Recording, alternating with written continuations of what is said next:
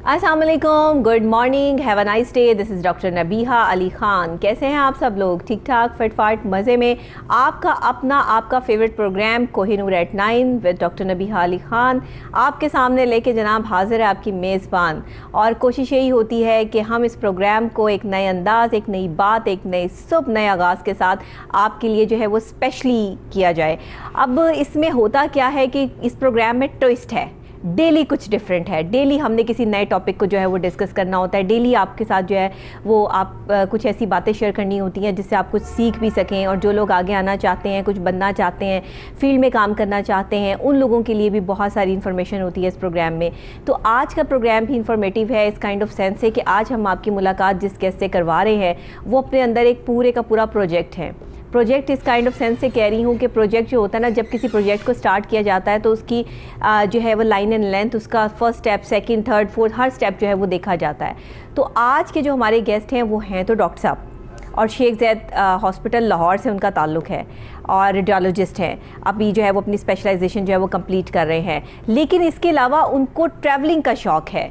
वो एक पूरी की पूरी ट्रैवल गाइडेंस के तौर पर और गाइड के तौर पे जो है वो काम कर रहे हैं। और साथ ही उन्होंने एक किताब भी लिखी है जिसका नाम है शाहनामा। ये किताब आपने पढ़ी भी होगी।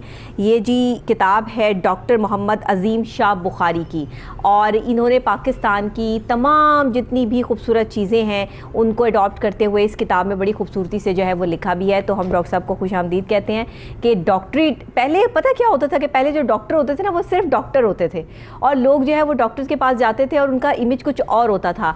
आज के जो डॉक्टर हैं वो एक्टर भी हैं, वो मॉडल भी हैं, वो एंकर भी हैं, ब्लॉगर भी हैं, व्लॉगर भी हैं, राइटर भी हैं। एक इंसान में कई इंसान बसते हैं, कई पर्सनैलिटियाँ बसती हैं। तो डॉक्टर मोहम्मद अज़ीम शाह बुखारी भी ऐसी पर्सनैलिटी हैं। अस्सलाम वालेकुम डॉक्टर साहब। वालेकुम सलाम। नाम तो आपका ऐसे है जैसे किसी पीर साहब का नाम होता है ना, कि बड़े अदब और एहतराम वाला। बुखारी फैमिली से माशाल्लाह आपका ताल्लुक़ है। तो ये मुझे बताइएगा कि ये डॉक्टर साहब आपको पढ़ते पढ़ते ट्रैवल का शौक़ किस तरह आ गया, फिर ये किताब लिख दी, और ये सारा प्रोसेस किस तरह? सबसे पहले बहुत शुक्रिया आपका कि आपने मुझे अपने प्रोग्राम में इनवाइट किया। नाम से शुरू करना चाहूँगा। ये नाम असल में मेरे दादाजी का है। हमारी फैमिलीज़ में जो नाम है वो भी फोर फादर से रन करते हैं, तो अपने दादा का नाम जो है वो मैंने अडॉप्ट किया है। सही। दूसरा क्वेश्चन आपने पूछा राइटिंग का शौक़ कैसे हुआ, तो लिखने का शौक़ जो है वो मुझे मेरी वालदा मोहतरमा से मिला। क्योंकि वो एक टीचर थी। और सयाहत का जो शौक़ है वो मुझे मेरे वालिद से मिला। मेरे वालिद जो है वो 1980s और 90s में जो है इन दो दहाइयों में उन्होंने पाकिस्तान के तूलो अर्ज़ की अच्छी खासी सयाहत की। शुमाल, जनूब, मशरिक, मगरिब में कोई जगह उन्होंने नहीं छोड़ी। तो उनको देख के मैंने ये सब। क्या नाम है आपके वालिद साहब का? जी, उनका नाम है जाहिद हुसैन बुखारी। जाहिद हुसैन बुखारी। तो इन्होंने मतलब पाकिस्तान के चप्पे चप्पे को जो है वो देखा, दिखाया और बताया। तो उनकी भी किताबें हैं या इसी किताब में ये सारे अफसाने हैं? उनकी असल में कोई किताबें नहीं है। वो राइटर नहीं थे, वो सिर्फ ट्रैवलर थे। वो अपनी मतलब शौक से। जी बिल्कुल शौक से। वो हमें सिर्फ अपने किस्से सुनाते थे। और बचपन में मैं उनकी तस्वीरें देखा करता था मुख्तलिफ जगहों पे। फिर एक वक्त आया कि मैंने सोचा कि जिस जगह पे मेरे फादर खड़े हैं यहाँ पर अगर मैं खड़ा हूँ, अब ये जगह कैसे होगी, अब ये जगह कैसे दिखती होगी। इस तस्वीर में मेरे वालिद साहब के साथ जो फलां मकामी शख्स है, अब ये होगा या नहीं होगा। तो इस क्यूरोसिटी ने मुझे मजबूर किया कि मैं निकलूँ घर से, अकेला निकलूँ, किसी के साथ निकलूँ, बस पे निकलूँ, बाइक पे निकलूँ, किसी भी चीज़ पर निकलूँ और घूमूँ फिरूँ और देखूँ कि वो जगहें अब कैसी हैं जहाँ मेरे फादर जो तकरीबन 8, 9, 10, 15 साल पहले गए थे। सही। तो ये शौक़ आपको जो है वो एक ट्रैवल गाइड बनने पे आपको मजबूर कर दिया कि आपने ट्रैवलिंग की, आपने एज अ जो है वो राइटर इसको फिर कैनवस पे उतारना शुरू किया। आपने एक चीज़ की मेरा ख्याल है कमी महसूस की कि फ़ादर जगह जगह फिरे, हर जगह की, लेकिन उन्होंने कुछ लिखा नहीं उसके बारे में, कुछ सिर्फ वो आपको बताया करते थे। तो आपने बेहतर समझा कि इसको जब आप लिख देंगे तो एक किताब की सूरत हमेशा आपके पास महफूज रहेंगे चीज़ें। तो ये आपने चीज़ें शुरू की। लेकिन एक डॉक्टर बनने का जो प्रोसेस होता है इसके लिए बहुत पढ़ाई करनी पड़ती है, कॉन्सेंट्रेशन की ज़रूरत होती है, आपके पेपर्स होते हैं, डॉक्टरों को सर खुजाने की फुर्सत नहीं होती है। उसमें भी आपने अपने लिए वक्त निकाला। How can this possible? ये सवाल मुझसे मेरे बहुत से दोस्त, मेरे साथी, जूनियर्स भी करते हैं। एक्चुअली दो चीज़ें होती हैं। सबसे पहले बैलेंस इन लाइफ, कि हर चीज़ का एक मखसूस वक्त होता है, एक मखसूस टाइम होता है। खेल कूद का अलग वक्त होता है, लिखने लिखाने का अलग होता है, पढ़ाई का अलग होता है। इन माई स्टूडेंट ईयर्स, अपने MBBS के दौरान, MBBS के सालों में मैंने पढ़ाई भी माशाल्लाह खूब की, और जब जब मुझे वक्त मिला मैं घूमा फिरा भी सही और मैंने लिखा भी सही। और दूसरी चीज़ आई थिंक पैशन, जिस चीज़ का आपको पैशन होता है उस चीज़ का आप वक्त نکال لے. Point two be noted. Passion جو ہوتا ہے نا وہ آپ کو کسی بھی لیول تک لے جاتا ہے.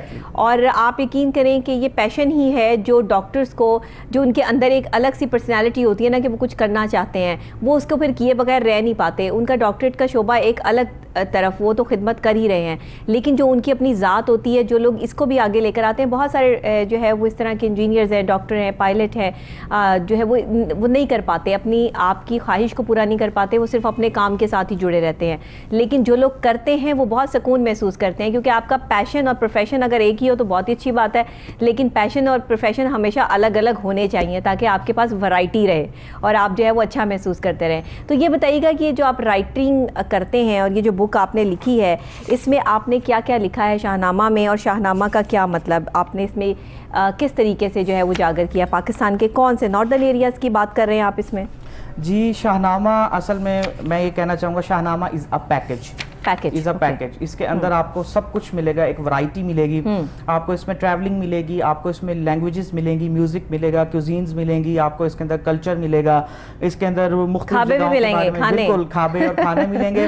اور شاہ نامہ نام کی وجہ یہ ہے کہ میں شاہ نامہ نام سے لکھتا ہوں. شاہ نامہ ایک طرح سے میرا علمی نام ہے, محمد عظیم شاہ سے شاہ نامہ. اچھا. تو میں نے سوچا اگر میری پہلی کتاب ہے اور اس کے اندر مختلف ٹاپکس ہیں تو اس کا نام ایک شاہ نامہ ہونا چاہیے. اوکے. اور اس کا کور اس طریقے سے ڈیزائن کیا گیا کہ دیکھنے والے کو پتہ چل جائے کہ اس میں ہے کیا. نوروز ایک تہوار ہوتا ہے, اس میں اس کے بارے میں بھی معلومات ہیں. اور پاکستان میں جتنے بھی بدھسٹ مونیسٹریز ہیں, بدھسٹ آثار قدیمہ ہیں, جتنے بھی اسٹوپے ہیں, ان کے بارے میں اس میں ایک ڈیٹیلڈ اکاؤنٹ ہے. ہاں, اس میں آپ نے جہلم داستان کی بات کی ہے, آپ پاکستان کے بارڈرز کی بات کر رہے ہیں, میرے دیس کے قومی پارک کی بات ہو رہی ہے, چنیوٹ کے تاج محل کی بات کر رہے ہیں. یہ چنیوٹ کے تاج محل کی داستان ہمیں بھی سنا دیں. یہ جی گلزار پیلس ہے چنیوٹ میں, ایک بڑی قدیم اور پرانی عمارت ہے.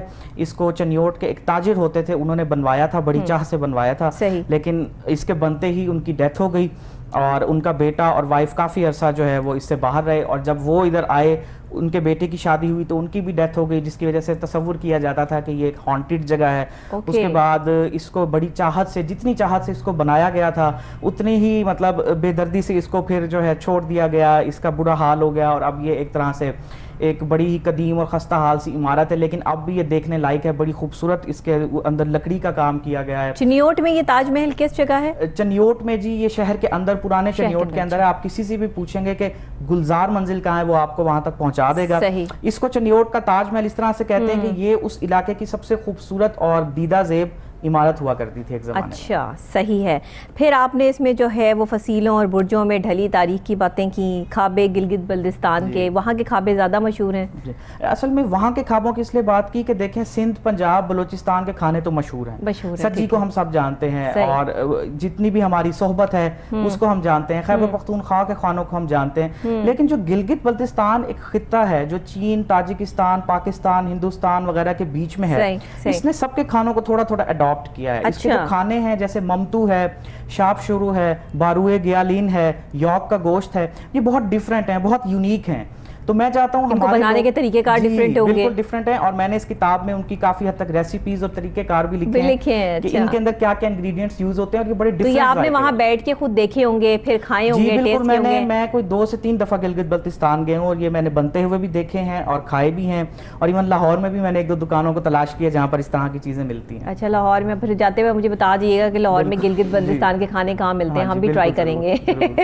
اچھا جی, نوروز کے حوالے سے بات کر لیں. نوروز جو ہے وہ بہت ہی بڑا ایک خوشی کا دن, تہوار جو ہے وہ منایا جاتا ہے کہ ایک نئی صبح, نئی کرن, نیا آغاز ہوتا ہے, خوشی کا جو ہے اس کو تہوار کہتے ہیں. اور یہ میرا خیال ہے ایران کا تہوار ہے. جی, بیسیکلی یہ پرشیا کا تہوار تھا, لیکن اب تو اس کو ایران کے ساتھ جو ریاستیں ہیں, آذربائیجان ہے, تاجکستان, ترکمانستان ہے, وہاں پہ بھی مناتے ہیں. پاکستان میں بھی کچھ کمیونٹیز, پاکستان اور انڈیا میں بھی, اور اس نوروز سے نوریز بھی لوگوں نے جو ہے وہ اپنے بچوں کے نام بھی رکھے کہ جو ہے وہ بالکل اس طریقے سے جو ہے وہ, کیونکہ یہ نکلا نوروز سے ہی ہے. نوروز ہوتا ہے کہ صبح کی پہلی کرن, جو نئی صبح ہوتی ہے, نئی آغاز ہوتا ہے, خوشی ہوتی ہے, نئی خوشی کی بات ہوتی ہے. تو یہ نوروز کی بات آپ نے کی. اچھا جی, پاکستان کے جو بدھ شاہکار ہیں, یہ کیا, اس میں آپ نے کیا لکھا؟ اس میں میں نے یہ لکھا ہے کہ جیسے آپ کو پتہ ہے آج کل جو ہماری پی ٹی آئی کی گورنمنٹ ہے وہ سکھ اور ہندو ٹورزم پر بہت کام کر رہی ہے. کرتارپور کا گردوارہ کھولا گیا, سیالکوٹ میں شاہ والا تیجا سنگھ ٹیمپل کو کھولا گیا جو ایک قدیم ہندو ٹیمپل تھا. تو میں نے آج سے 2.5 سال پہلے حکومت کی توجہ اس جانب مبذول کروائی تھی کہ بدھسٹ جو ہیں، جو بدھسٹ سائٹس ہیں، کیونکہ ہمارے پاس جتنے بھی بدھ کنٹریز ہیں جیسے جاپان ہے، ساؤتھ کوریا ہے، سری لنکا ہے اور اس کے علاوہ چائنا وغیرہ، ان کے پاس بہت پیسہ ہے. اگر ہم بدھ ٹریولرز کو اپنی طرف اٹریکٹ کرتے ہیں تو ہمارا ایک ذریعہ مبادلے کے ذخائر بہت زیادہ بڑھیں گے. بالکل ٹھیک ہے. ہماری سیاحتی انڈسٹری کو اس سے زیادہ بوسٹ ملے گا کہ ہم ان کو بلائیں، اور ان کے لیے ہمارے پاس ٹیکسلا ہے، ہمارے پاس گندھارا ہے، بہت جگہ ہے ہمارے پاس. بالکل صحیح ہے. کہا جاتا ہے کہ رحیم یار خان کے قریب موجود پتن مینارہ بھی بدھ مقام ہے. بہاولپور سائٹ پر ایک سوئی وہار نام کا اسٹوپا ہے. ایون بلوچستان اور سندھ میں بھی کچھ پرانے اسٹوپاز ہیں جہاں پر ہم ان کو بلا سکتے ہیں. تو پاکستان کے اندر بھرپور اہلیت ہے کہ وہ بدھ ٹورزم کو بھی شروع کر سکتا ہے. ہر مذہب سے ریلیٹ کرتی ہر چیز پاکستان میں موجود ہے. آپ نے تو پاکستان کو پورا کا پورا پڑھا اور پھر لکھ دیا.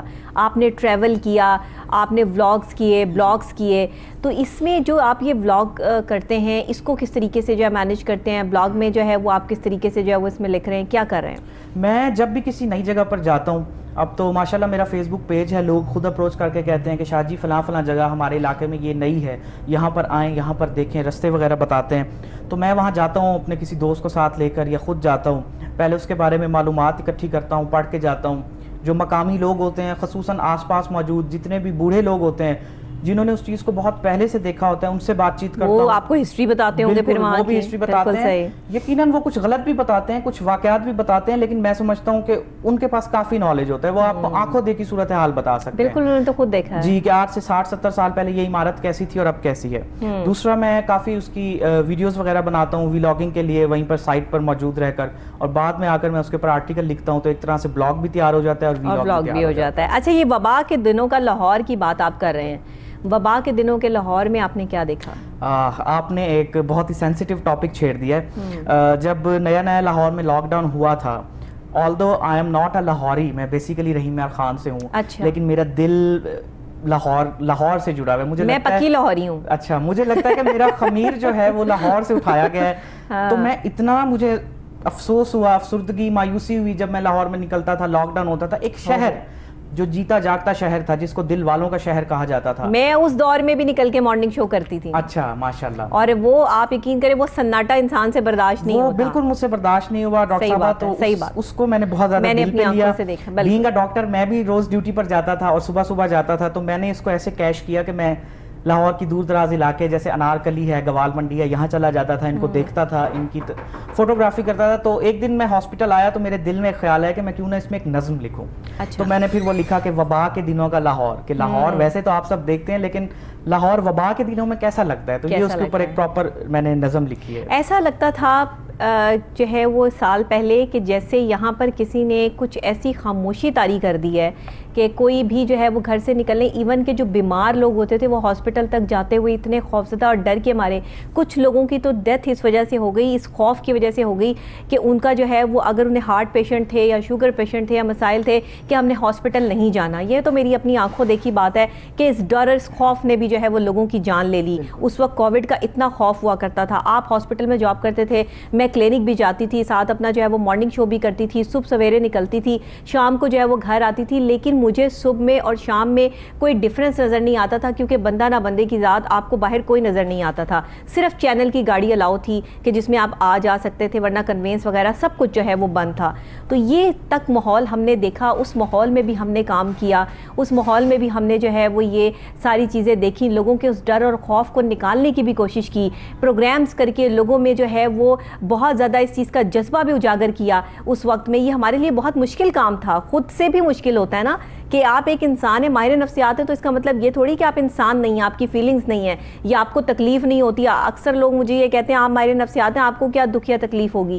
ایسا نہیں ہوتا. ہر انسان کی سچویشنز ہوتی ہیں، معاملات ہوتے ہیں. اگر کچھ غلط ہو رہا ہوگا تو دکھ مجھے بھی ہوگا، میں بھی اس چیز پر جو ہے آنسو بہا سکتی ہوں. اس میں کوئی مسئلہ نہیں ہے کہ ایک ماہر نفسیات ایسا نہیں کر سکتا.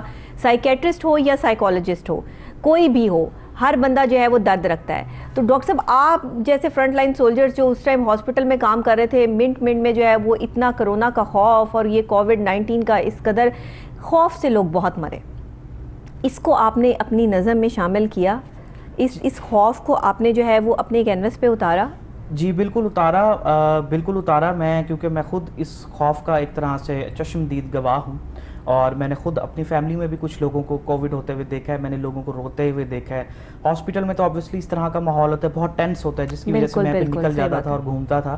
نو ڈاؤٹ کہ ہم لوگوں نے ایک بہت بڑے چیلنج سے ہم گزرے ہیں. بالکل الحمدللہ ہم نے کافی حد تک اس پر قابو پایا. بالکل ڈاکٹر صاحبہ, آپ اس کی کچھ آخری لائنز پڑھیں گی تو وہ میں نے اس میں اس کے خوف کو ڈسکرائب کیا ہے کہ لاہور اپنے خوف کو سیلف ڈسکرائب کر رہا ہے. لاہور ظاہر ایک شہر کی آواز ہے, یہ ایک شہر کے نام پر پورے پاکستان کے شہروں کی کہانی تھی یہ, وبا کے دنوں کو لاہور. تو بالکل میں نے اس میں خوف کو ڈسکرائب کیا ہے کہ ہمارے لاہور کے گلی محلوں میں جو بچے کھیلتے تھے, چھتوں پر جو مرچیں سوکھ رہی ہوتی تھیں, اچار بن رہے ہوتے تھے, پتنگ بازی ہو رہی ہوتی تھی, وہ سب کچھ ختم ہو گیا. لوگ اپنے گھروں میں مقید ہو گئے, جن کے پیشنٹ ہاسپٹلز میں تھے وہ ہاسپٹلز میں آ گئے. تو وہ لاہور کا جو ایک رنگ تھا, لاہور کی جو ایک خوبصورت سی فضا تھی, وہ ختم ہو کے رہ گئی. تو اس درد کو بھی میں نے اس کے اندر سمونے کی کوشش کی ہے. یہ بڑا, میں ابھی آپ کا یہ میں نے نکال لی ہے نظم, بڑا خوبصورت آپ نے وبا کے دنوں کے لاہور کی بات کی ہے. میں ایک شہر بے مثال تھا, کبھی دیکھا ہے کوئی شہر بے مثال. میری شان سب سے نرالی تھی, میرے ناز و انداز بھر میں جو ہے وہ مشہور تھے, میری شہرت کے کئی حوالے تھے. میری سڑکوں پہ بے ہنگم ٹریفک کا شور رہتا تھا, میرے چائے خانوں میں ایک ہجوم رہتا تھا. میری راتیں شباب پر تھیں, ان راتوں میں میں ایک نئی انگڑائی لے کے بیدار ہوتا تھا. مجھے چھینک بھی آ جاتی تو اقتدار کے ایوانوں میں ہلچل مچ جاتی تھی. میرے بازار, میری گلیاں, میرے محلے اور ان کے گھروں کی چھتوں پہ اڑتی پتنگیں کتنی رنگین تھیں. میرے دامن میں یہاں بچوں کا شور و غل ہوتا تھا, خواتین کا شور ہوتا تھا, مردوں کی سیاسی بحث ہوا کرتی تھی. سڑک پہ وہ مزدور کا جھمگٹا ہوتا تھا اور چائے کے ساتھ گپے لگاتے ہوئے جو ہے وہ لوگ نظر آتے تھے. میرے تھیٹر رات بھر چلتے تھے, میری رگوں میں سیٹی بجاتی ریلیں دوڑا کرتی تھیں, جنہیں دیکھ کے بچے ہاتھ ہلاتے تھے. میرے شاپنگ پلازے اور ان میں موجود ریسٹوران جب اشتہار انگیز کھانے اور ان کی خوشبو لاکھوں کی بھوک مٹا رہے ہوتے تھے. اب یہ تو ساری ڈسکرائب کر دی لاہور کی وہ سچویشن کے ہوا کرتا تھا. پھر اس کے وقت یکدم سب بدل گیا, یوں جیسے اسکرین پر ایک دوسرا منظر آ گیا ہو. آنن فانن میرا حلیہ کیا سے کیا ہو گیا. یہ لاہور کے حلیے کی بات ہو رہی ہے. سنا ہے کوئی وبا آئی ہے, کوئی موذی عالمی وبا. پہلے تو میں اسے خاطر میں نہ لایا, لیکن وقت کے ساتھ مجھے اندازہ ہوا, میرے اندر بھی تبدیلیاں آنے لگیں. میرے اندر بھی ہسپتالوں میں ایک عجیب سی کھلبلی مچنے لگی. ہر طرف ایک افراتفری کا عالم تھا.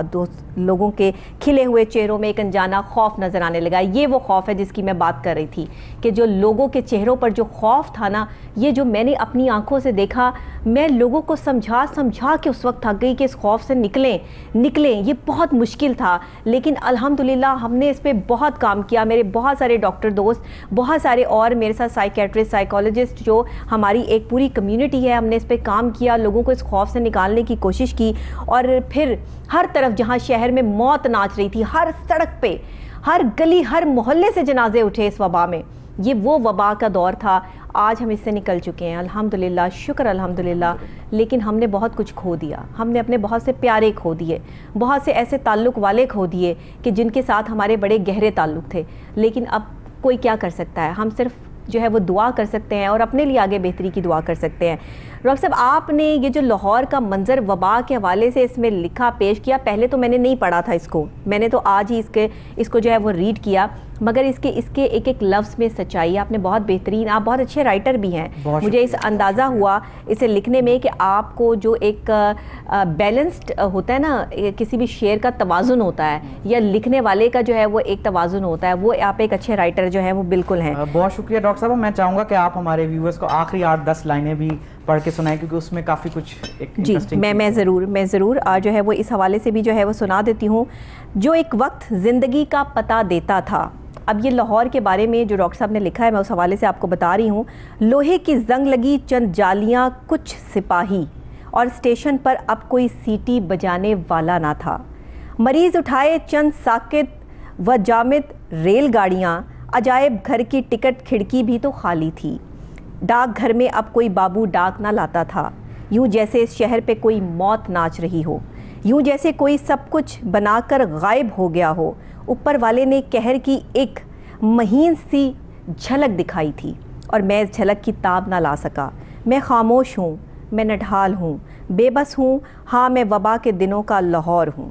یہ بہت زبردست جو ہے وہ لاہور کے لیے, یہ آپ نے اپنے اندر اس لاہور کو اتار کے لاہور کی بات جو ہے وہ کر دی کہ میں وبا کے دنوں کا لاہور ہوں. ایسا لاہور بھی دیکھا. آج تو ماشاءاللہ ٹریفک ہے, لوگ ہیں, ہر طرف دوبارہ سے جو ہے وہ زندگی لوٹ آئی ہے. لیکن یہ ہم آج سے 1 سال پہلے کی بات کر رہے ہیں, 1.5 سال پہلے کی بات کر رہے ہیں, جب فوری طور پر لاک ڈاؤن میں سختی اور ہر طرف کسی کو باہر نکلنے کی اجازت نہیں تھی. صرف میڈیا والے یا ڈاکٹرز باہر جا سکتے تھے کیونکہ وہ اپنی ڈیوٹیز پہ جاتے تھے, باقی سب کچھ بند تھا. تو ہم نے اس وقت کو بھی دیکھا ہے اپنی آنکھوں سے. باہر نکل کے جو لوگ منظر نہیں دیکھ سکتے تھے سڑکوں کا, ہم نے وہ بھی اپنی آنکھوں سے دیکھا ہے. یہاں بیٹھ کے آپ کے لیے جو ہے وہ پروگرامز بھی پیش کیے ہیں, آپ کو ساری اپڈیٹ بھی کی ہے. تو یہ اللہ کا کرم ہے, اللہ کا فضل ہے کہ اس نے ہمیں اتنی ہمت دی. ڈاکٹر صاحب ویری ویری بیسٹ, بہت اچھا شاہنامہ اور بہت اچھا آپ نے جو ہے لاہور کو جو ہے وہ اس میں دکھایا. میں شاید اتنا اچھا نہ پڑھ سکی ہوں, لیکن میں نے پوری اپنی کوشش کی کہ آپ کے ان الفاظ کو جو ہے وہ میں لوگوں کے سامنے لا سکوں. لیکن ہماری عوام, ہمارے لوگ جو ہے وہ درد اور کرب کو محسوس کرتے ہیں.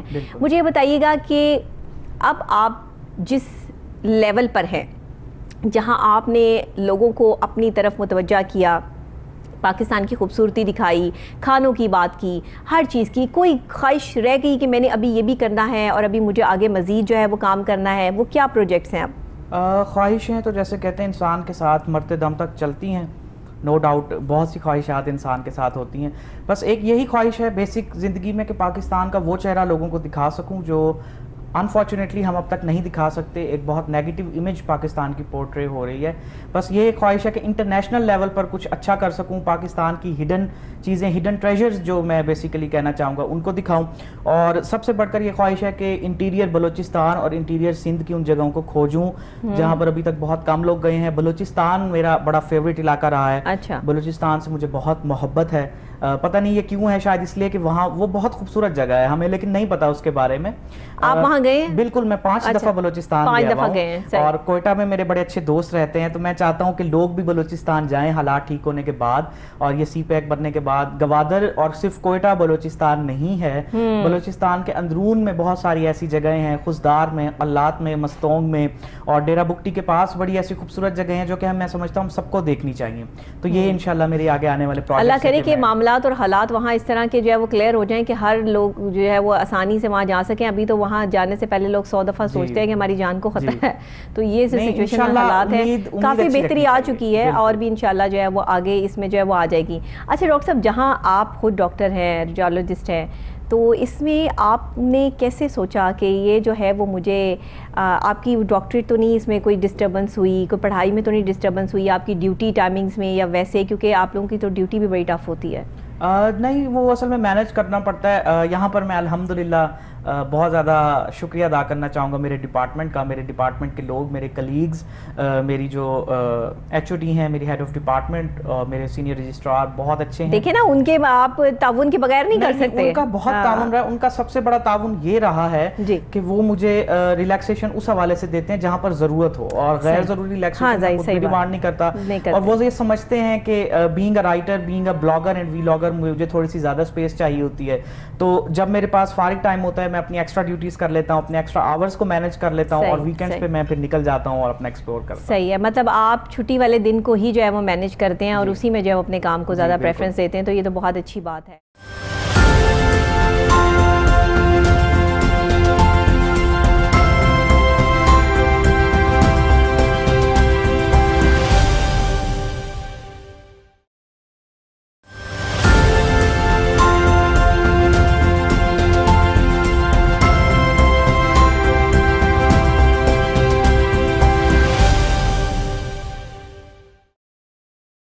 مطلب اگر انسان کرنا چاہے تو کیا نہیں کر سکتا. یہ سارے بہانے ہیں کہ ہمارے پاس ٹائم نہیں ہے, سر کھجانے کی فرصت نہیں ہے.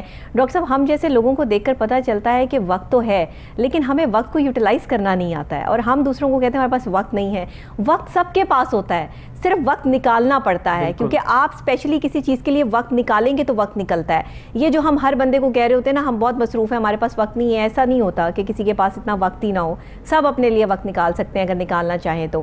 آپ جو ہے وہ اپنے جیسے ڈاکٹرز کو کیا مشورہ دینا چاہیں گے, کیا آپ کہنا چاہیں گے کہ کس طرح سے آگے آئیں, اور اگر وہ کچھ اپنی مرضی سے, اپنے کچھ پیشن سے کرنا چاہتے ہیں تو ان کو کن کن ہرڈلز کا سامنا بھی کرنا پڑ سکتا ہے, وہ بھی بتا دیں. میں سمجھتا ہوں کہ جیسے آپ نے شروع میں بھی پروگرام کے بتایا تھا کہ doctor should be a multitasker, multicultural, اس کو بہت کچھ کرنا چاہیے. اگر آپ, بہت سے لوگ آج کل میرے جیسے نوجوان, میری عمر کے, مجھ سے کم عمر کے لوگ ہیں جو والدین کی وجہ سے ڈاکٹر اس فیلڈ میں آ جاتے ہیں میڈیکل فیلڈ میں بٹ اپنے پیشن کو کنٹینیو نہیں کر سکتے, تو میں ان کو یہ مشورہ دوں گا کہ اگر آپ کے اندر اتنی ہمت اور اتنا پوٹینشیل ہے جو کہ ہے, بس آپ کو اس کو کھوجنے کی ضرورت ہے. بالکل بالکل سب میں ہے. تو آپ اپنی میڈیکل لائف کو, چاہے آپ گائناکالوجسٹ ہیں, ریڈیولوجسٹ ہیں یا آپتھالمولوجسٹ ہیں, کچھ بھی ہیں, تو آپ اپنے پیشن کو اپنے پروفیشن کے ساتھ لے کر چل سکتے ہیں. شرط صرف ایک ہے کہ آپ نے اپنے پروفیشن اور اپنے پیشن دونوں سے مخلص ہونا ہے. آپ نے دونوں طرف ڈنڈی نہیں مارنی. تو آپ بالکل کر سکتے ہیں. You can write, you can blog, you can make vlogs and you can do anything. اگر آپ شیف ہیں تو آپ اپنے کھانوں کو پریزنٹ کر سکتے ہیں. میرے بہت سے ایسے ڈاکٹرز ہیں جو اپنا یوٹیوب چینل بڑی کامیابی سے چلا رہے ہیں. تو آپ ہمت کریں, انسان تو کیا ہو نہیں سکتا. بالکل کیا نہیں ہو سکتا. اور آج کل جو ہے وہ ہر جگہ آپ دیکھ لیں, میڈیا میں بھی ادھر ادھر بھی جو ہے وہ ہر ڈاکٹرز بہت زیادہ جو ہے وہ اس فیلڈ میں آئے بھی ہیں. آنا بھی چاہیے. پڑھے لکھے لوگوں کا ہر جگہ ہونا بہت ضروری ہے. اور صرف ایک ٹیگ لگا لینا کہ ہم ڈاکٹر ہیں اور بس ہم نے یہی کام کرنا ہے, ایسا ضروری نہیں ہے. آپ لوگوں کی خدمت بھی کریں اور ساتھ ساتھ اپنا شوق بھی پورا کریں. کسی نے آپ کو جو ہے وہ نہیں کہا کہ آپ اپنا شوق پورا نہ کریں. تو ڈاکٹر صاحب یہ بتائیے گا کہ جہاں پر آپ اس شاہ نامے کا ذکر کرتے ہیں, مختلف جگہوں پر جاتے ہیں, تو یہ آپ کا ٹریول کتنے ڈیز کا ہوتا ہے اور وہاں کتنے دن سٹے کرتے ہیں, اور پھر وہاں کی ثقافت کو سمجھنے میں, وہاں کے کھانوں کو سمجھنے میں آپ کو کتنا ٹائم لگتا ہے؟ میرا ٹریولنگ ڈیوریشن جو ہے وہ بالکل ڈفرینٹ رہتا ہے ڈفرینٹ ایریاز کے حوالے سے. جیسے اگر زیادہ دور جانا ہو تو میں زیادہ دنوں کے لیے جاتا ہوں, کم سے کم 7-8 دنوں کے لیے. اور اگر قریب کسی جگہ پر جانا ہو تو 1.5 دن, 2 دن, 1 دن. تو میں نے اتنی دیر میں آپ وہاں کی ثقافت اور ساری چیزوں کو جو ہے وہ کیپچر کر لیتے ہیں؟ میں نے ایکچولی 6th-7th کلاس سے geography, history, culture, arts in کو پڑھنا شروع کیا ہے. بس پھر وہی بات ہے نا, مائنڈ آپ کا جو ہے وہ اس طرف ہے. میرے ذہن میں چیز ہوتی ہے کہ فار ایگزامپل میں آپ کو ایک مثال دیتا ہوں کہ میں گلگت بلتستان جا رہا ہوں, تو میں نے وہاں کیا دیکھنا ہے, میں نے وہاں کا کلچر پہلے سے آپ نے سارا چیزیں دیکھ کے رکھی ہوئی ہیں. میرے ذہن میں ایک وہ چیز ہوتی ہے کہ یہاں پر یہ ماؤنٹین رینجز ہیں, یہ دریا ہیں, یہاں کی یہ خاصیت ہے, اس جگہ پر یہ زبان بولی جاتی ہے, تو میں نے یہاں پر یہ کرنا ہے, یہاں پر یہ ولاگ بنانا ہے. وہ آلریڈی میرے ذہن میں ہوتا ہے. تو وہ چیزیں یعنی آپ اپنے آنے والے کل کی اگر ایک دن پہلے ہی تیاری کر کے رکھیں تو آپ کو آنے والا کل تکلیف نہیں دیتا اور آپ کا ٹائم بھی ضائع نہیں ہوتا نا. یہ صرف بات یہ ہے کہ آپ نے ٹائم کو مینیج کیسے کرنا ہے. یہاں لوگ ٹائم ضائع کرتے ہیں اور اس کے بعد کہتے ہیں ہمارے پاس ٹائم نہیں ہے. ٹائم کو ضائع نہ کریں, ٹائم کو یوٹیلائز کریں اور ٹائم ٹو ٹائم کام کرنے کی عادت ڈالیں. سونا کب ہے, اٹھنا کب ہے. اچھا بہت سے لوگ, اگر میں کبھی کسی کو یہ کہہ دوں کہ آپ ٹائم ٹو ٹائم جو ہے وہ چلیں, کیا ڈاکٹر صاحبہ ہماری کیا زندگی ٹائم ٹو ٹائم چلیں, ہم ٹائم دیکھ کے کریں کہ ہم نے ٹائم پہ اٹھنا ہے, ٹائم پہ سونا ہے. میں نے کہا اگر آپ ایسا نہیں کریں گے تو آپ زندگی میں بہت پیچھے رہ جائیں گے, کیونکہ وقت نکل جاتا ہے, بات رہ جاتی ہے اور آپ کے حالات رہ جاتے ہیں. اور حالات کو فیس وہی لوگ کر پاتے ہیں جو وقت کے ساتھ چلتے ہیں یا جن میں وقت کے ساتھ چلنے کا حوصلہ ہوتا ہے. اب جب لوگ یہ بات کرتے ہیں ان کو سمجھانا انتہائی مشکل ہوتا ہے کہ وقت ہی تو ساری بات ہے. اصل میں تو وقت کی بات ہے, لوگ اس وقت کو سمجھتے نہیں. آپ نے اس وقت کو کتنی اہمیت دی؟ آئی تھنک میں یہ کہنا چاہوں گا کہ میں یہاں پر ہوں تو آبویسلی وقت کی وجہ سے ہوں. نو ڈاؤٹ میں یہ سمجھتا ہوں کہ میں نے بھی اپنی لائف میں بہت سا وقت ضائع کیا ہے. کچھ انسان کے اوپر فیزز آتے ہیں جب وہ سست ہو جاتا ہے, جب وہ اسے اپنا ٹائم سپیس چاہیے ہوتی ہے, اسے تھوڑا الگ تھلگ زندگی گزارنی ہوتی ہے. کچھ عرصہ میں جو ہوں میں نے سب کچھ وائنڈ اپ کر کے, کچھ عرصہ میں نے روحانیت کے بھی ذرا مزے لیے ہیں ایک طرح سے میں کہوں گا.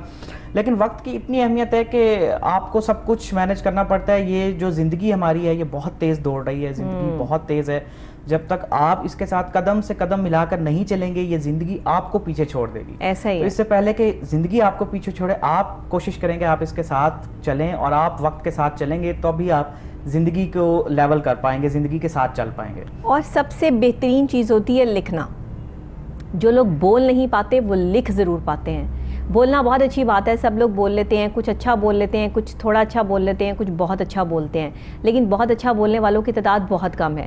اس وجہ سے بہت اچھا لکھنے والوں کی تعداد بہت زیادہ ہے, کیونکہ جو ہم اپنے الفاظ میں بیان نہیں کر سکتے وہ ہم اپنی جو ہے وہ الفاظ کا خزانہ جو ہے وہ کینوس پہ اتار سکتے ہیں, رائٹنگ کر سکتے ہیں, اس کو لکھ سکتے ہیں. ہمارے دماغ میں جو ہے ہم اس کو, اکثر اوقات تو رائٹرز کے ساتھ ایسا بھی ہوتا ہے, ڈاکٹر صاحب پتہ نہیں آپ کے ساتھ ہوتا ہے کہ نہیں, کہ اکثر اوقات آپ کہیں پہ بھی بیٹھے ہو, کسی سے بات کر رہے ہو, میٹنگ کر رہے ہو, لیکن کوئی جملہ ذہن میں آ گیا, اب اس کو لکھنا ہے تاکہ وہ یاد رہ جائے, ایسا نہ ہو کہ وہ آپ کے ذہن سے جو ہے وہ کہیں نکل جائے. تو یہاں تک میں نے رائٹرز کو جو ہے وہ انوالو دیکھا ہے اپنے پیشن کے ساتھ, کہ وہ کاغذ اور ایک پینسل جو ہے وہ ہمیشہ اپنی جو ہے وہ پاکٹ میں رکھتے ہیں, ایک ڈائری سی چھوٹی سی, اور جہاں کہیں ان کو کوئی خیال یا کوئی چیز اٹریکٹ کرتی ہے وہ فوراً سے اس چیز کو لکھ لیتے ہیں کہ یہ میرے ذہن سے نکل نہ جائے. تو یہ اچھی ہیبٹ ہے, آپ کیا کہیں گے اس پہ؟ جی بالکل بہت اچھی ہیبٹ ہے.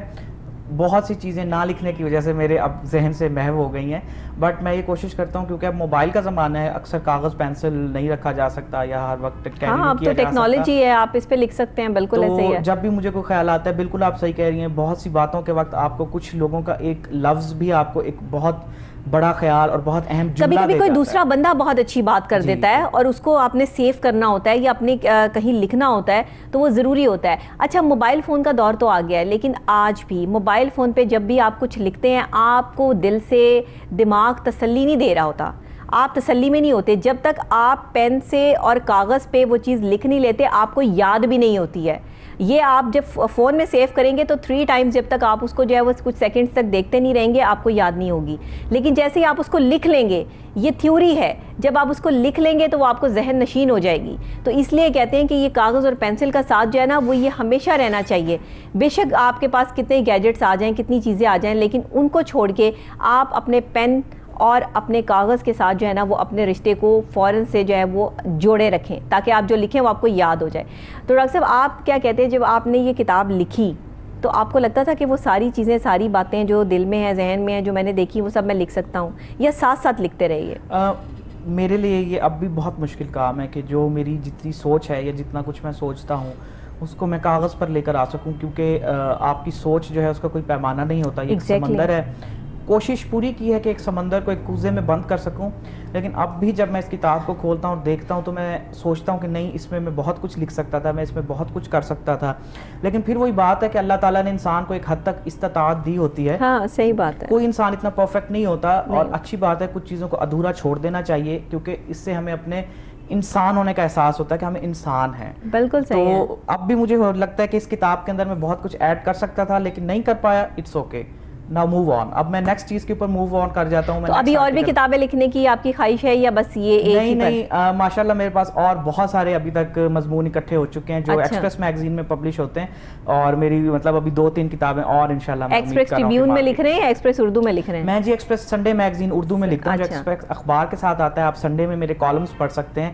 میں موسٹلی ہیریٹیج پر, کلچر پر اور سیاحت پر لکھتا ہوں. سیاحت پر لکھتے ہیں, صحیح ہے, کیونکہ ظاہر شوق آپ کو وہی ہے. آپ پاکستان کی سیاحت کے حوالے سے جو ہے وہ زیادہ بات کرتے ہیں, دیکھتے ہیں, آپ نے وہاں رہ کر دیکھا ہے, ہر چیز کو پرکھا ہے. وہاں کے لوگوں کے بارے میں آپ کی کیا رائے ہے, کیسے لوگ ہیں؟ میں نے سنا ہے بڑے سیدھے سادے سے میٹھے لوگ ہیں. بہت ساری جگہوں پہ تو گئے لیکن بہت ساری جگہوں پہ جانے کا ابھی اتفاق نہیں ہوا, تو چاہیں گے کہ آپ سے ذرا سن لیں کہ وہاں کے لوگوں کا کلچر کیا ہے, اور کہاں کے لوگ ایسے سیدھے سادے معصوم سے ہیں جن کو بالکل کسی ڈیجیٹل چیز کا یا معاملات کا یا حالات کا پتہ ہی نہیں ہے, وہ اپنی دنیا میں مگن ہے.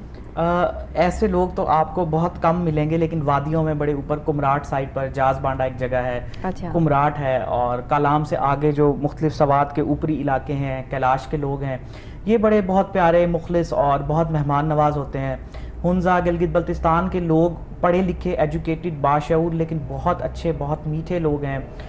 بلوچستان کے لوگ بہت اچھے ہیں. بلوچستان کے لوگ شاید اتنے تعلیم یافتہ نہ ہوں لیکن وہ بہت میٹھے ہیں, بہت عقل مند ہیں اور بہت زیادہ مہمانوں کی عزت کرنے والے ہیں.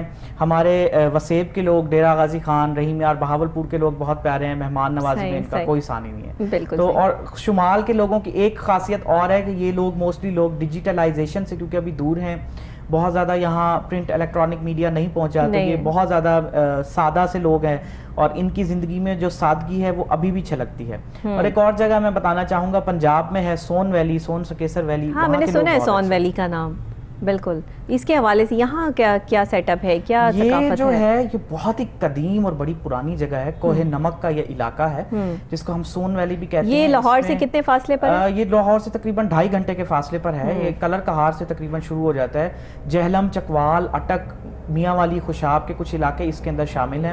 اور یہاں پر کچھ بہت ہی خوبصورت پنجاب کی جھیلیں ہیں, اور اگر آپ نے پنجاب میں رہ کر گرمی کے موسم میں ٹھنڈ انجوائے کرنی ہے اور کسی اچھے ہل اسٹیشن پر جانا ہے, سون ویلی چلے جائیں, تو سون ویلی اور سکیسر چلے جائیں, یہ آپ کے لیے پرفیکٹ جگہ ہے. صحیح ہے. مجھے لگتا ہے ڈاکٹر صاحب اب آپ سے رابطے میں رہنا پڑے گا تاکہ آپ ہمیں بتاتے رہیں کہ گرمیاں ہوں, سردیاں ہوں, تو کون سے پاکستان کے ایسے علاقے ہیں جہاں پر آرام سے جو ہے وہ جا کے رہا جا سکتا ہے. یہ ایک بہت بڑی انفارمیشن ہوتی ہے کیونکہ لوگ اکثر پریشان ہو رہے ہوتے ہیں, ایک دوسرے سے پوچھ رہے ہوتے ہیں بتاؤ جی اب کہاں جائیں, کس جگہ جائیں. زیادہ سے زیادہ کوئی اٹھے گا تو مری چلا جائے گا, سوات چلا جائے گا, یا کاغان ناران کی جو ہے وہ سیر کرائیں گے. اس کے علاوہ ہم نے اور بہت ساری جو بھی آپ نے گوٹ اور کچھ اس طرح کی ویلیز کے نام لیے یہ بہت کم سنے.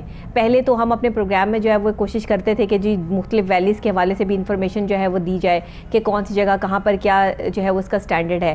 تو ہم اس پر جو ہے وہ اسپیشلی ایک پروگرام 2-3 پروگرامس جو میں کر چکی ہوں اس پر بھی نا, ٹریولنگ پر بھی, کہ کہاں کہاں آپ کو جانا چاہیے, کون سے موسم کو جو ہے وہ آپ انجوائے کریں تو کہاں جائیں.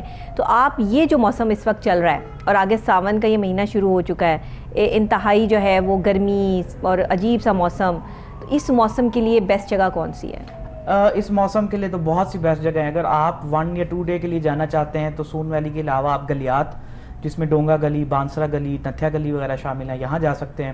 ایک اور الٹرنیٹیو جگہ 2 سے 3 دنوں کے لیے جو بہترین ہے وہ ہے آزاد کشمیر میں چیکار, اور جس میں آپ کی کچھ واٹر فالز ہیں, بہت پیاری واٹر فالز ہیں, اور گنگا چوٹی ایک بڑی خوبصورت جگہ ہے, یہاں آپ جا سکتے ہیں.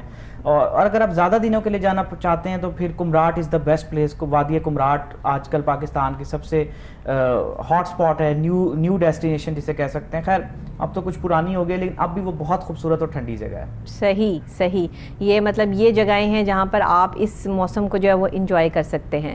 لیکن جو ہم جیسے لوگ کام میں جو ہے وہ بیزی رہتے ہیں, جن کو ڈیلی پروگرام کرنا ہوتا ہے, وہ نہیں جا سکتے. ان کو ٹائم نکالنا پڑے گا, چھٹیوں کا انتظار کرنا پڑے گا. ہمیں چھٹیوں کا انتظار کرنا پڑے گا, تب ہمیں موو کرنا پڑے گا. اچھا, تو پھر آپ کے جو ڈیوٹی ٹائمنگز ہوتے ہیں وہ کس طرح سے ہیں؟ آپ کا آل ڈے جو ہے وہ آپ ڈیوٹی پر ہیں یا کچھ ڈیز جو ہے وہ آپ کی ڈیوٹی ہوتی ہے؟ کس طرح مینیج کرتے ہیں؟ ہماری ڈیوٹی ہوتی ہے منڈے ٹو سیٹرڈے صبح 8 بجے سے دوپہر 2:30 بجے تک. اس کے علاوہ ہماری نائٹ کالز ہوتی ہیں, ایمرجنسی کالز ہوتی ہیں, اور تقریباً مہینے میں 3 سے 4 ہماری ایمرجنسی کالز ہوتی ہیں. اچھا. اور ایوننگ ڈیوٹیز بھی ہوتی ہیں, جیسے آج کل میری ایوننگ ڈیوٹیز ہے دوپہر 3 بجے سے لے کر رات 9 بجے تک. صحیح. تو اس حساب سے پھر میں مینیج کرتا ہوں کہ کب کہاں اور کیسے نکلنا ہے. صحیح, بالکل ٹھیک ہے. تو مطلب آپ مارننگ میں جو ہے وہ فری ہوتے ہیں؟ جی. صحیح.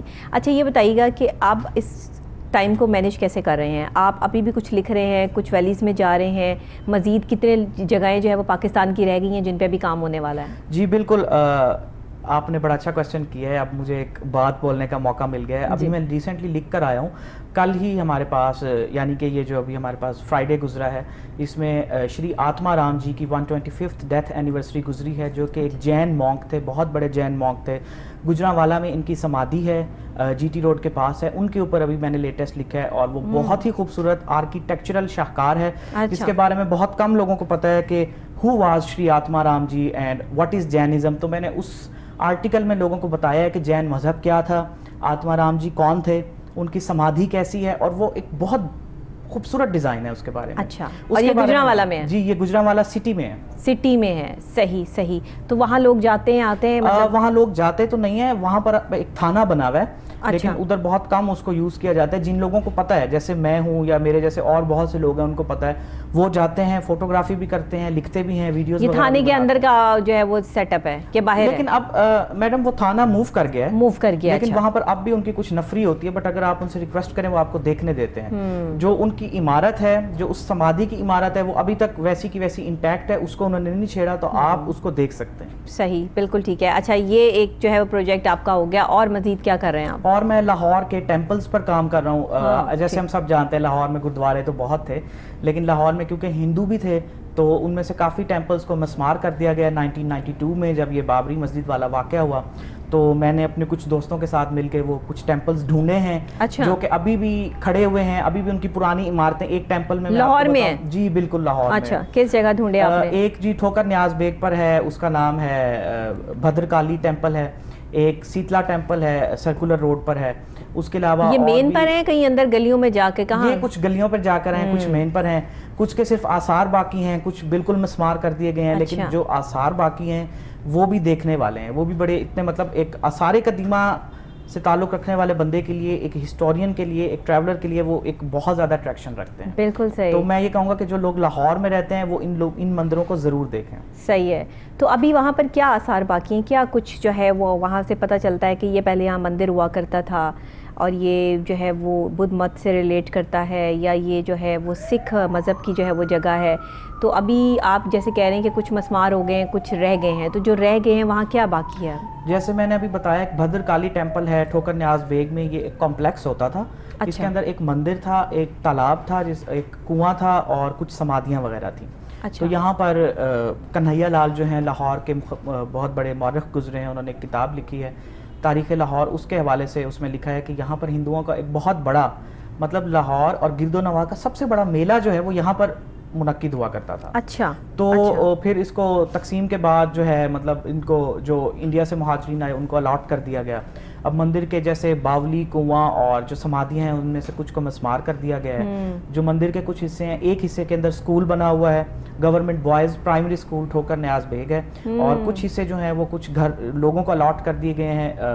کچھ میواتی فیملیز ابھی وہاں رہ رہی ہیں جنہوں نے ابھی بھی اس کو ہو بہو رکھا ہوا ہے, تو آپ باہر سے بھی جائیں تو آپ کو کچھ گنبد وغیرہ اور وہ سب کچھ نظر آتے ہیں. اچھا, اگر اندرونی شہر میں چلے جائیں تو وہاں کچھ ایسے گھر بنے ہیں جہاں پر پہلے ہندو اور سکھ جو رہا کرتے تھے ان کی شیلف اور چیزیں اور اس طرح کے گھروں کے ڈیزائن اور چوبارے, اس طرح کی چیزیں جو ہے وہ آپ کو دکھنے کو جو ہے وہ ملتی ہیں. آج بھی اسٹرکچر وہی ہے, اس کو تبدیل نہیں کیا گیا. مسلمان لوگ وہیں پر اسی طرح کے گھروں میں رہنے پر جو ہے وہ مجبور ہیں, کیونکہ ظاہر ہے جب مائگریٹ کر کے آئے تو اس وقت کے لوگ جو ہے وہ بیٹھے ہیں اپنی اپنی جگہوں پر. تو اس میں کوئی کنسٹرکشن نہیں ہوئی, اس میں کچھ جو ہے اس کو بہتری لانے کی کوشش نہیں کی. اب وہ خستہ حال بلڈنگز ہیں, بہت خطرناک, اور آپ اکثر جو ہے وہ سنتے بھی ہیں. شاہ عالم مارکیٹ کی بات کر لیں ہم, جو ہے وہ لوہاری کی, بھاٹی کی, تو اس سائڈ پر آپ دیکھیں گے گھروں کی جو جن بلڈنگز میں لوگ رہ رہے ہیں وہ بہت خستہ حال ہو چکی ہیں. تو یہ کیا مطلب, اب اتنے سالوں سے جو لوگ وہاں بیٹھے ہیں وہ نکلنے کے لیے بھی تیار نہیں ہیں, وہ جائیں تو پھر وہ جائیں کہاں؟ تو ان چیزوں کے لیے بھی تو کچھ جو ہے وہ آپ لوگوں کو ایفرٹ کرنی چاہیے کہ اگر آپ آثار قدیمہ کی بات کر رہے ہیں, آپ جو ہے وہ اس ٹریول کر رہے ہیں, جیسے آپ نے کہا کہ آپ نے گورنمنٹ کی جو ہے وہ دھیان کروایا کہ اگر ہم جو ہے وہ بدھ مت پہ کام کریں تو ہمیں بہت زیادہ جو ہے ریونیو اکٹھا ہو سکتا ہے. تو اس حوالے سے آپ نے کچھ کرنے کی کوشش کی آگے؟ جی, اس حوالے سے میں نے لاہور پر کافی کام کیا ہے. لاہور کی بہت سی ایسی جگہیں جو پہلے بھی یقیناً لوگوں کو پتہ ہوں گی, میں کبھی یہ دعویٰ نہیں کرتا کہ میں نے بتائیں, لیکن ایٹ لیسٹ ان کو میں نیشنل میڈیا پر لے کر آیا, نیشنل لیول تک لوگوں تک لے کر آیا. مجھے لوگوں کے اکثر میلز بھی آتی ہیں کہ آپ نے یہ لکھا تو آپ ہمیں بتائیں یہ کہاں ہے. کوشش بہت کی ہے, کچھ جگہوں کو حکومت نے پروٹیکشن بھی دی ہے, لیکن جیسے دہلی دروازے کے اندر بہت سے گھروں کو اور بہت سی چیزوں کو وارڈ سٹی اتھارٹی نے محفوظ کیا ہے. وارڈ سٹی لاہور اتھارٹی نے بہت اچھا کام کیا ہے, میں ان کو یہاں اپریشیٹ کرنا چاہوں گا. گلی سورجن سنگھ بنائی ہے, انہوں نے ٹریل کو دوبارہ ٹھیک کیا ہے, مسجد وزیر خان کے کمپاؤنڈ کو اور کنواں دینا ناتھ جو اس کے پاس ہے اس کو بہتر بنایا ہے. لیکن اب بھی میں سمجھتا ہوں کہ لاہور جو ہے وہ ایک عمر و عیار کی زنبیل ہے, بہت قدیم ہے. آپ جب بھی اس کے اندر ہاتھ ڈالیں گے, آپ جب بھی ایک نئی جگہ پر جائیں گے, آپ کو ایک نئی چیز ملے گی. صحیح کہہ رہے تو ہیں. وہ محکمہ آثار قدیمہ کے کچھ لوگوں سے میری بات ہوئی ہے, وہ یہ کہتے ہیں کہ ہمارے پاس فنڈز کی بہت کمی ہے, گورنمنٹ لیول پر ہمیں فنڈز نہیں ملتے, جگہیں ہمارے پاس پریزرو کرنے کے لیے بہت زیادہ ہیں, اور کچھ ایسے گھر اور کچھ ایسی جگہیں جو تقریباً 150-200 سال پرانی ہیں, وہ ان کا پھر مقدر ہوتا ہے کہ وہ گر جاتی ہیں اور ان کو پھر کوئی نہیں پوچھتا. تو اس معاملے میں وہ ضائع ہو جاتی ہے نا. بالکل ایسے ہی ہے. اس معاملے میں ڈاکٹر صاحبہ وہ بھی بے بس ہیں, کیونکہ ہماری گورنمنٹ اتنے پیسے کہاں سے لائیں. صحیح بات ہے, بالکل ایسے. ہاں, صحت اور تعلیم کے لیے اتنا بجٹ نہیں ہے, تو پھر ٹورزم کے لیے اور آثار قدیمہ کے لیے اصل میں ان چیزوں کو سیو کرنے کے لیے بھی بہت پیسہ درکار ہوتا ہے, کیونکہ آپ نے کوئی 200 سال پرانی چیز سیو کرنی ہے تو اس کو سیو کرنے کے لیے اتنا ہی ہیوی مٹیریل آپ اس پہ لگائیں گے تبھی آپ اس کو سیو کر پائیں گے. وہ کوئی بلڈنگ ہے, کوئی جگہ ہے, یا کوئی باغ ہے, یا کوئی بہت سے پرانے یہاں پر جو ہے وہ درخت ہیں, 200 سال پرانے درخت ہیں. میں نے درختوں کی ہسٹری پہ بڑا جو ہے وہ کام کیا, اور جناح باغ میں اور ریس کورس میں یہ جیلانی پارک جو ہے, یہاں پر جو ہے بڑے پرانے بوڑھے درخت ہیں, لیکن وہ آج بھی جو ہے وہ ان کی چھاؤں اتنی گھنی ہے اور وہ اپنی زندگی جو ہے وہ جی رہے ہیں. اس سے پتہ چلتا ہے کہ یہ جاندار ہیں, یہ وہ سانس لینے والی چیز ہے, وہ ایک جو ہے وہ پودوں کی ایک معاملات ہیں کہ یہ ہمارے ارد گرد موجود ہیں. انسان ان سے خوش ہوتا ہے اور یہ کچھ انسانوں سے خوش ہوتے ہیں, اور کچھ انسان انہیں تنگ بھی کرتے ہیں, جس کی وجہ سے یہ پھر اکثر اوقات آپ کو یہ لگتا ہے کہ اس تو درخت پہ کسی کا سایہ ہے, اس پہ تو جن ہے, اس پہ تو بھوت ہے. ایسے گھروں کے حوالے سے بھی بہت ساری باتیں ہوئیں. آپ نے جیسے کہا کہ یہ بدھ مت کے جو جہاں پر تھے مندر تھے یا جو بھی تھے, وہاں پہ گھر بن گئے یا کچھ بھی بن گیا, وہ چیزیں آباد نہیں ہوئی. ہم نے دیکھا کہ وہ چیزیں کھنڈر کی کھنڈر ہی ہیں. آج بھی وہاں پر اتنا ہی سناٹا اور اتنی ہی جو ہے وہ خاموشی موجود ہے کہ اس چیز کو جو ہے وہ آباد کے زمرے میں ہم لا نہیں سکتے, اور وہاں رہنے والے لوگ بھی اسی طرح پریشان. اس کی کیا وجوہات ہے؟ اس پہ کوئی ریسرچ کی آپ نے؟ یہ کیا ہے؟ اس پر ابھی بہت زیادہ ریسرچ تو نہیں کی, لیکن میری تھوڑی بہت جو اطلاعات ہیں ان کے مطابق جو جگہیں کنٹینیوسلی آباد رہی ہیں اور تقسیم کے فوراً بعد وہاں پر لوگ آ گئے ہیں, وہاں پر تو کافی لوگ ٹھیک ٹھاک رہ رہے ہیں, ان میں تو کوئی مسئلہ نہیں ہے وہاں پر. لیکن وہ جگہیں جو کافی عرصہ ویران پڑی رہی ہیں اور اس کے بعد ان کو آباد کیا گیا, تو ان کی پھر دوبارہ بعد میں کچھ مسائل اور مشکلات ہوئی ہیں. جیسے ایک مقبرہ علی مردان کا مقبرہ ہے مغل پورہ میں, وہ بہت زیادہ ویران ہے. جب میں وہاں گیا تو مجھے وہاں ایک عجیب سی پراسراریت محسوس ہوئی, اور مطلب وہاں پر بڑی بڑی جھاڑیاں اور اس کی اینٹیں جس طرح کی تھیں, اور اس مقبرے سے ایک طرح کی پراسراریت, یا میں یوں کہوں کہ وحشت کہنا تو نہیں چاہیے, لیکن ایک مجھے لگ رہا تھا کہ ایک وحشت سی ٹپک رہی ہے. وہ جگہ بھی کچھ ایسی تھی جو, اور یہ مغل پورے میں ہے. جی مغل پورے میں, بالکل مغل پور میں, اور یہ بند ہے. یہ شاید یہاں کسی کو جانے کی اجازت نہیں, کافی عرصے تک یہ بند رہا ہے, یہاں کسی کو جانے کی اجازت نہیں تھی. لیکن اب جمعرات کو میں نے سنا ہے یہ کھلتا ہے, تھوڑی دیر کے لیے لوگ جاتے ہیں, وزٹ کر کے آتے ہیں, لیکن وہاں اتنا رش نہیں ہے جتنا کہ ہونا چاہیے. لوگ جب وہاں سے واپس آتے تاکہ ان کی جو ہے وہ بس ہو گئی ہوتی ہوگی کہ ہم یہاں نہیں جانا چاہتے.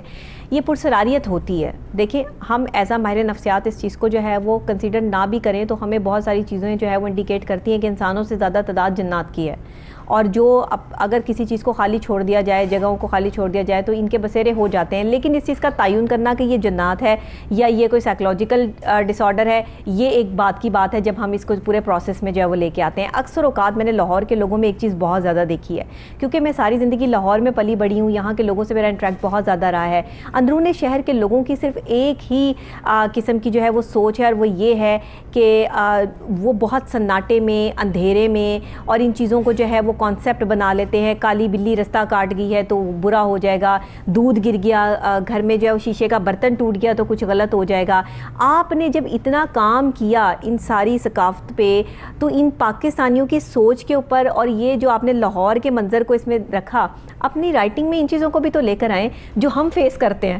جو ہم ماہر نفسیات کے پاس جو لوگ آتے ہیں وہ کہتے ہیں جی میرے بیٹے کے ساتھ میرے بیٹے کا ایکسیڈنٹ اس لیے ہو جاتا ہے, جب بھی کوئی کالی بلی راستہ کاٹتی ہے تو میرے بیٹے کا ایکسیڈنٹ ہو جاتا ہے. جب ہمارے گھر میں کوئی شیشہ ٹوٹتا ہے تو ہمیں جو ہے وہ عجیب سی جو ہے وہ پرسراریت محسوس ہوتی ہے, تکلیف ہوتی ہے, ہمیں ڈر اور خوف محسوس ہوتا ہے, ہمیں لگتا ہے کہ کوئی ہمیں آوازیں دے رہا ہے. اب دیکھیے یہ ڈس آرڈرس بھی ہیں, یہ کچھ ایسی چیزیں بھی ہیں جن کو ہم ایسے لائیو ڈسکشن بھی نہیں کر سکتے, لیکن پھر بھی یہ چیزیں ہمیں فیس کرنی پڑتی ہیں. آپ ان کی تہہ میں جا کے ذرا اندازہ تو لگائیے کہ یہ مسائل ہیں کیا, کہ اس پر جو ہے وہ کتاب لکھیے کہ جہاں پر آپ خوابوں کی بات کر رہے ہیں, ٹریولنگ کی بات کر رہے ہیں, جہاں آپ ایسی چیزیں جو ہیں وہ اٹھا رہے ہیں, لگا رہے ہیں, وہاں پر اس تھاٹ پہ بھی کام کریں کہ یہ کیا ہے. آپ اس سے ایگری کرتے ہیں؟ میں بالکل اس سے ایگری کرتا ہوں, اور میں یہ سمجھتا ہوں کہ یہ صرف لاہور کے ہی کچھ علاقوں کا نہیں بلکہ ہماری پوری قوم کا ایک مائنڈ سیٹ ہے. پاکستان کی بہت زیادہ آبادی اس مائنڈ سیٹ کے ساتھ زندگی گزار رہی ہے. میں نے تقریباً کیا یہ صحیح ہے؟ بالکل نہیں. میں نے تقریباً 1.5 سال پیریفری میں کام کیا ہے, 1.5 سال, اور وہاں پر میرے پاس کچھ ایسے بھی بچے آتے تھے جب ان کو فار ایگزامپل جوائنٹس ہوتا تھا یا بہت زیادہ اسکن انفیکشنز ہوتے تھے, سب سے پہلے ان کو مزاروں پر, درگاہوں پر لے کر جایا جاتا تھا, پہلے تعویذ کیے جاتے ہیں, پھر وہ کیا جاتا تھا ایگزیکٹلی, جب پھر ان کے بعد کویکس کے پاس لے کر جانا, پھر ڈاکٹرز کے پاس آنا. تو میں ان خواتین سے کہہ کے یہ تھک گیا کہ آپ کو سب سے پہلے میرے پاس آنا چاہیے, ایک مستند ڈاکٹر کو چیک کروانا چاہیے, پہلے دوا, ساتھ دعا بھی بالکل ضروری ہے, لیکن دوا بھی بہت زیادہ ضروری ہے. اور آپ نے جیسے یہ کہا کہ یہ جو ہمارے پاس متس ہیں, کالی بلی کا رستہ کاٹ جانا, 13 تاریخ کا منحوس ہونا, انفارچونیٹلی یہ چیزیں اسلام میں بھی منع ہے. اسلام بھی ان چیزوں کا درس نہیں دیتا. اسلام میں بھی یہ نہیں ہے کہ فلاں چیز جو ہے وہ منحوس ہے اور فلاں چیز جو ہے وہ ہمارے حق میں ہے. یہ چیز ہمیں سمجھنی چاہیے, بٹ انفارچونیٹلی ہمارے لوگوں کے ذہنوں پر. ڈاکٹر صاحب نیکسٹ آپ ضرور اس پر جو ہے وہ ضرور کام کیجیے گا. آپ کا بہت شکریہ, بالکل آپ نے مجھے بہت اچھا ایک ٹاپک دے دیا, تھینک یو سو مچ. بہت شکریہ, بہت شکریہ آپ تشریف لائے. آپ کیونکہ اچھے رائٹر ہیں, آپ اس چیز کو کینوس پہ اتار سکتے ہیں, اس لیے اچھے رائٹر ہمیشہ اگر یہ اچھی سوچ کو کینوس پہ اتار سکیں تو ضرور جو ہے وہ اس پر کام کرنا چاہیے. ناظرین آپ کا بھی بہت شکریہ کہ آپ میرے ساتھ ہوتے ہیں. ڈیلی میری کوشش ہوتی ہے کہ ایک بہت ہی مزے کا پروگرام آپ کے لیے جو ہے وہ پیش کیا جائے, کچھ انفارمیشن پیش کی جائے. اس حد تک میں کہاں تک کامیاب ہوتی ہوں یہ تو آپ بتائیں گے, اور آپ کے مجھے جو ہے وہ کمنٹس بھی ملتے رہتے ہیں. آج کل ذرا تھوڑی سی جو ہے وہ آپ کے کمنٹس زیادہ آ رہے ہیں اور میرے جوابات جو ہے وہ تھوڑے سے کم ہیں, تو وہ اس پر بھی میں ذرا کنسنٹریشن کروں گی, جلدی جلدی جواب دینے کی کوشش کروں گی. لیکن آپ لوگوں نے ناراض نہیں ہونا, اپنی محبت اپنا پیار اسی طرح جو ہے وہ میرے ساتھ بنائے رکھیے. آپ نے کوہ نور @9 with ڈاکٹر نبیہہ علی خان لکھنا ہے, یوٹیوب پہ جانا ہے, فیس بک پہ بھی آپ جو ہے وہ کوہ نور کو جوائن کر سکتے ہیں, سوشل میڈیا کی دوسری ویب سائٹس پہ بھی جو ہے وہ آپ جوائن کیجئے, میرے پروگرام کو لائک کیجئے, پسند کیجئے. اور ساتھ ہی اگر آپ جو ہے وہ میرے یوٹیوب چینل کو یا ویسے لائک کرنا چاہتے ہیں تو آپ میرا نام لکھیں گے تو سارا سیٹ اپ آ جائے گا, آپ اس کو لائک کیجئے, سبسکرائب کیجئے. تھینک یو سو مچ. اسی کے ساتھ ڈاکٹر نبیہہ علی خان خان کو اجازت دیجیے. کل پھر نئی صبح نئے آغاز نئے انداز کے ساتھ دوبارہ آپ سے یہیں پر ملاقات ہوگی. تب تک کے لیے دیجیے گا اجازت. اللہ نگہبان.